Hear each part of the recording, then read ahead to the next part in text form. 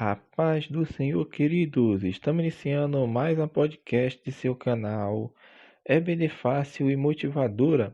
E na podcast de hoje nós comentaremos a lição de número 9 das lições bíblicas jovens, que tem como título Pedras poderiam se tornar pães. Dando prosseguimento ao nosso estudo bíblico deste trimestre, ao qual estamos estudando o perigo das tentações. Na lição de hoje nós vamos falar da primeira tentação registrada nas Sagradas Escrituras, que Jesus foi tentado no deserto. Por que a gente fala na primeira tentação que foi registrada? Porque certamente Jesus foi tentado mesmo. A palavra de Deus fala que Jesus foi tentado durante 40 dias. Meu irmão, eram todos os dias. Mas Deus, na sua infinita sabedoria, iluminou e inspirou os autores bíblicos para mostrarem para nós apenas 3 dessas tantas tentações que Jesus teve no deserto. E na lição de hoje vamos falar de um desses aspectos da tentação de Jesus, que é pedras poderiam se tornar pães. Então estamos sendo levados agora, meu irmão, a falar de Jesus. Nós já falamos de tantos e tantos outros personagens, uns que cederam à tentação, outros que não cederam, porém, o exemplo maior, quando olhamos para as Sagradas Escrituras, um exemplo maior a qual nós devemos seguir, ao qual nós devemos nos orientar, está em Cristo. E claro, a lição desse trimestre não poderia deixar passar sem falar sobre a tentação de Cristo, porque é o tema do trimestre, o perigo das tentações. E nós vamos tirar conhecimentos e ensinamentos práticos para a nossa vida através dessa lição de jovens, na lição de número 9, que vai falar um pouco sobre esse primeiro aspecto da tentação de Jesus, ou seja, a primeira tentação que Jesus vem sofrer, que foi registrada nas Sagradas Escrituras. Entretanto, o autor vai fazer, meu irmão, aqui um contexto da tentação de Jesus, porque as Sagradas Escrituras assim nos mostram, meu irmão, nos Evangelhos, que Jesus vai até o Rio Jordão para ser batizado nas águas por João Batista.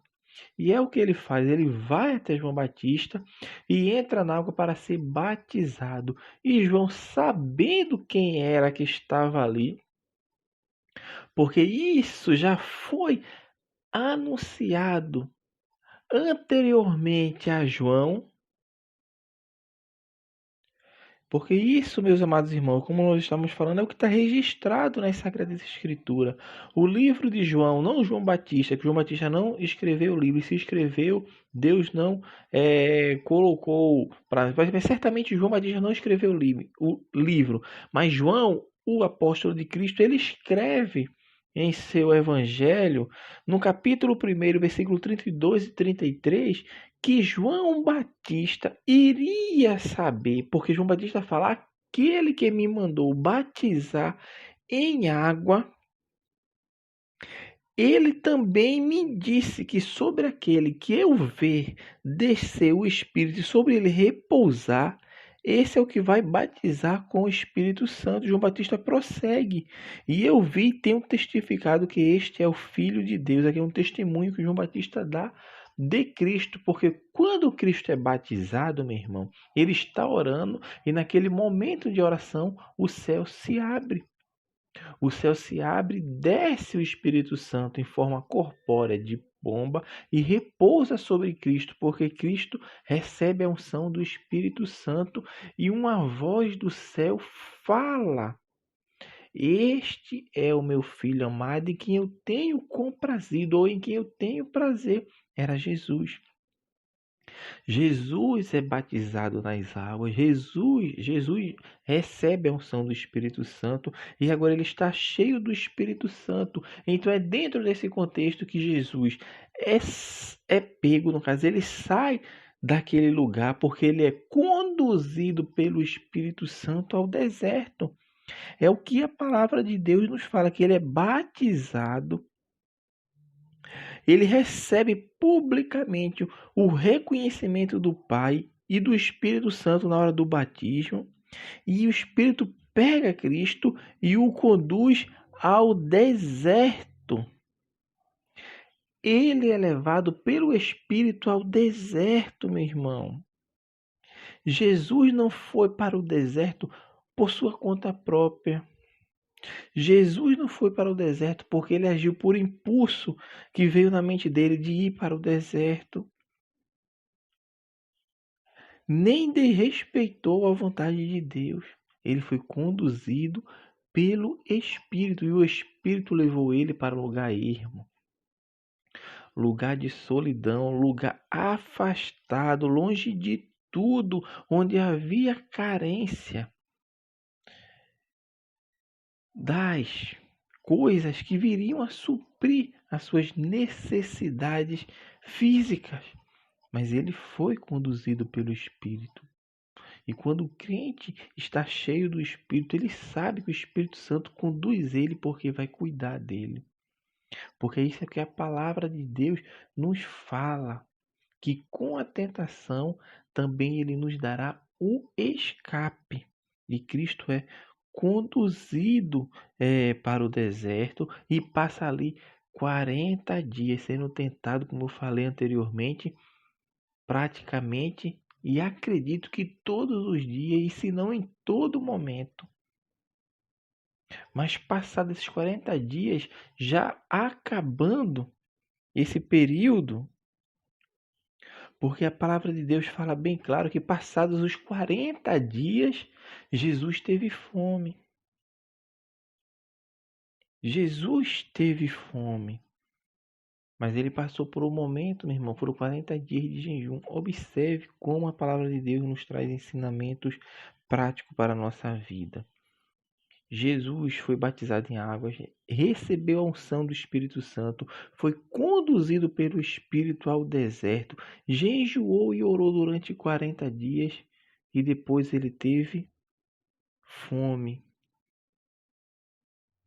Mas observe o processo que Cristo passou, a sua intimidade que ele estava buscando com Deus. Ungido pelo Espírito Santo, conduzido pelo Espírito em jejum e consagração durante 40 dias.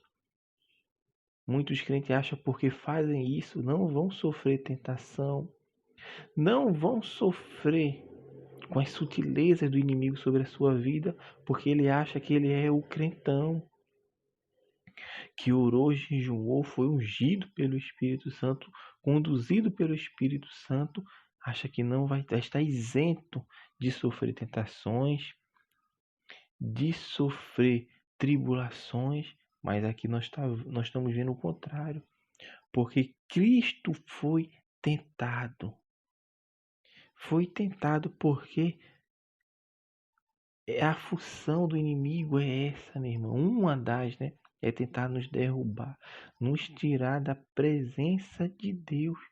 E foi isso que ele foi com Cristo, porque é neste momento que ele entra em cena, quando ele vê que Cristo está padecendo no sentido natural, ter fome, porque ele estava em forma de homem, porque ele encarnou-se e se fez semelhante a nós, para tentar justamente naquele aspecto de vida, naquele momento X em que Cristo teria fome, porque ele vem, meu irmão, nos tentar nas nossas necessidades.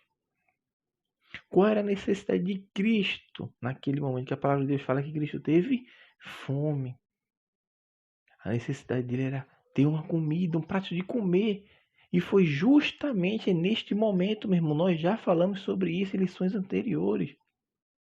É naquele momento que nós estamos apertados, que vai comprar algumas coisas no mercado com o dinheiro contado, fazendo a conta no celular, na ponta do lápis, como nós falamos no ditado popular.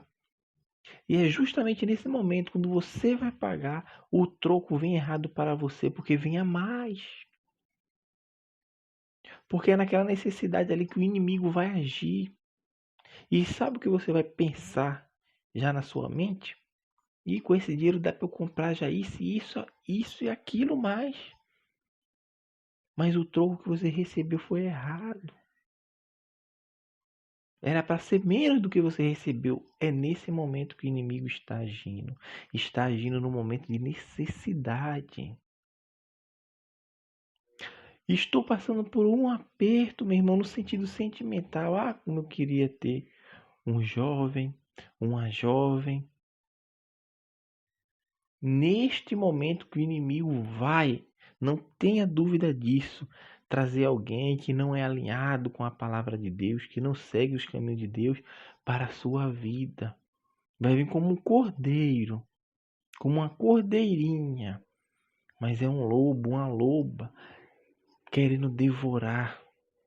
Meu irmão, temos que ter muito cuidado nos momentos de necessidade, nos momentos de aflições, porque neste momento o inimigo vai agir para tentar tirar-nos da presença de Deus. Ele fez isso com Cristo. E Cristo fala disso. Se eles chamam de Beelzebu, o dono da casa, imagina o que eles falam e fazem com os empregados. Falando de nós, de crentes. Se de Cristo o inimigo usa as pessoas para fazer isso, imagine nós, que somos servos do Senhor. O autor da lição vai falar um pouco também, meu irmão, sobre essa parte do jejum, que na Bíblia Sagrada encontramos várias pessoas que jejuaram. Inclusive Moisés é uma delas, que também durante 40 dias jejuma ali. E essa prática de jejum é uma prática que a Bíblia Sagrada corriqueiramente nos mostra e nos ensina, que é uma prática que faz sim com que nós nos acheguemos a Deus através dessa prática que já é desde o Antigo Testamento e até os dias de hoje, porque até nos dias de hoje nós sim temos que jejuar, temos que orar, temos que nos dedicar, nos abdicar, porque jejum é isto, meu irmão. É eu martirizar o meu eu. Em que sentido? É no sentido, meu irmão, de eu fazer com que o espírito se fortaleça. Porque a carne, ela se alimenta naturalmente.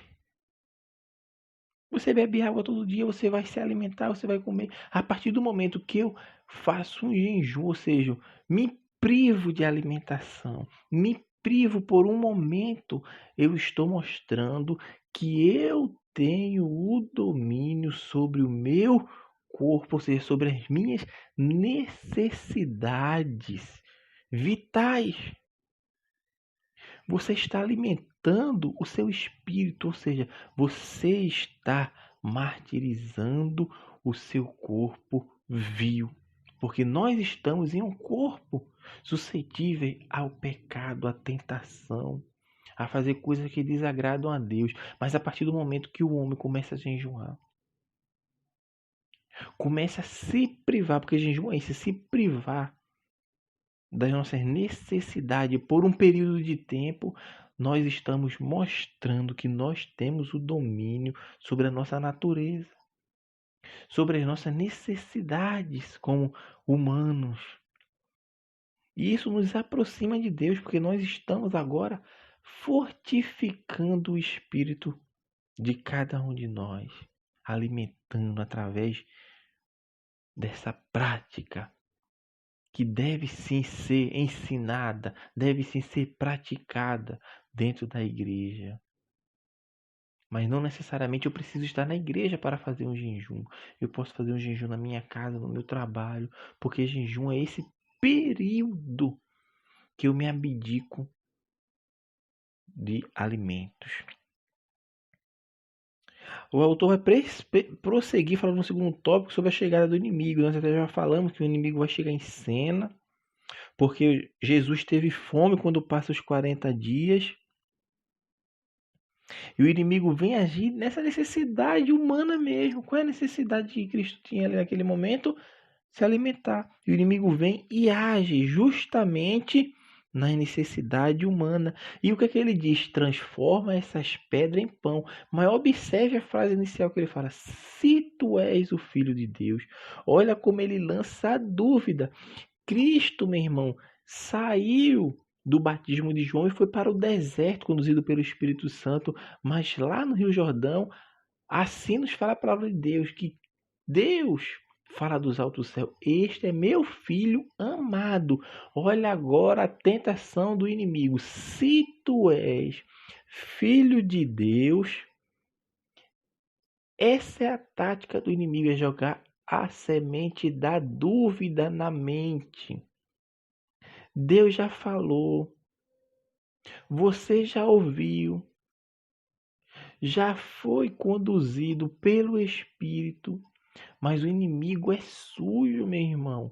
Vem e fala: se tu és o Filho de Deus. Mas Deus já tinha falado, meu irmão.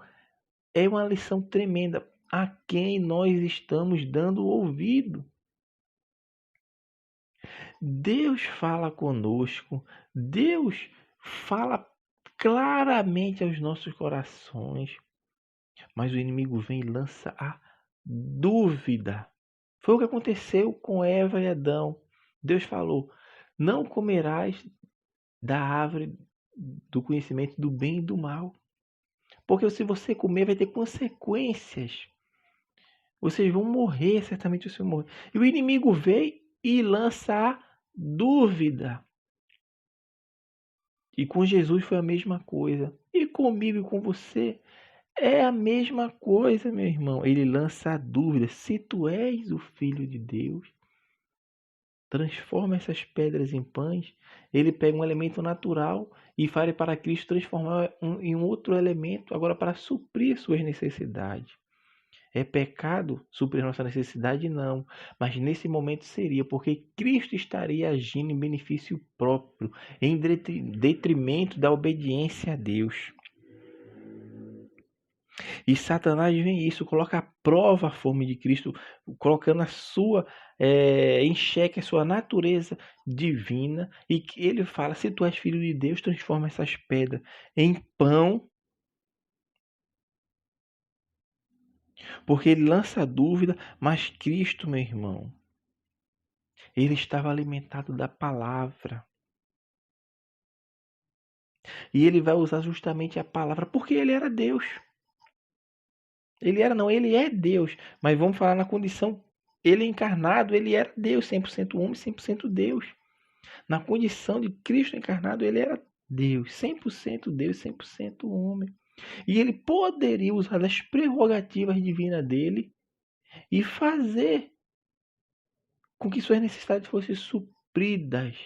Mas Cristo quer nos ensinar, meu irmão. Nós falamos nessa lição que Cristo é o exemplo maior.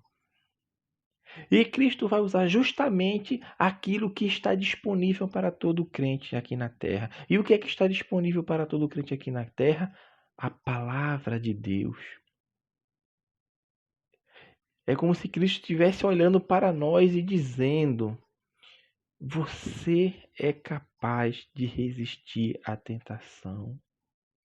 Você é capaz de resistir ao maligno.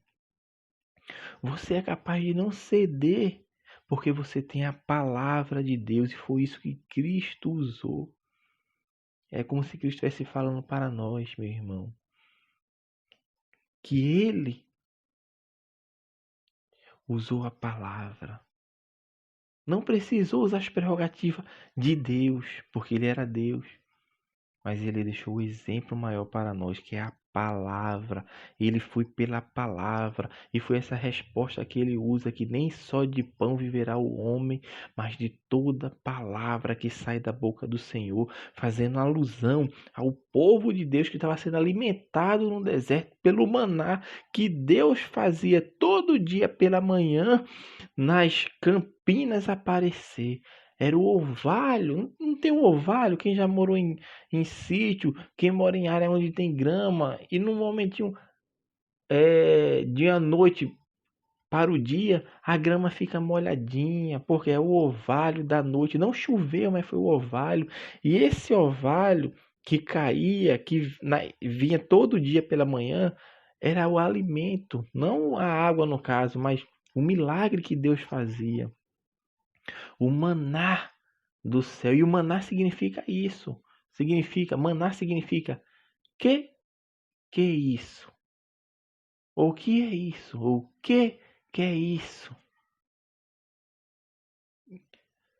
Porque ninguém sabia o que era aquilo, mas Deus todo dia supria a necessidade do povo. Deus todo dia supria a necessidade do povo. E quando Cristo fala que nem só de pão viverá o homem, ele está dizendo isso. Ele não está dizendo que o homem é para se abster da alimentação.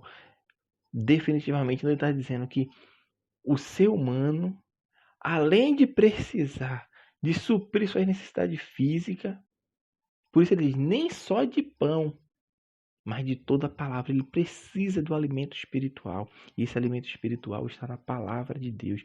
Quando o crente é alimentado pela palavra de Deus, ele sabe, meu irmão, quem tem crido. Ele sabe quem tem crido.